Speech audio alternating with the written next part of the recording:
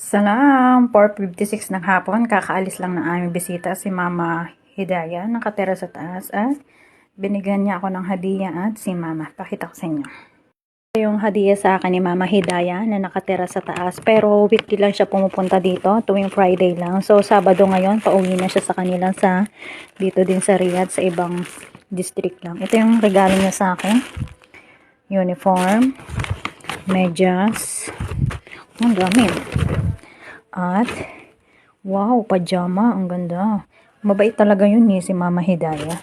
Tingnan nyo. Ang ganda. Wow. Pajama. Terno pajama. At saka, ang daming chips.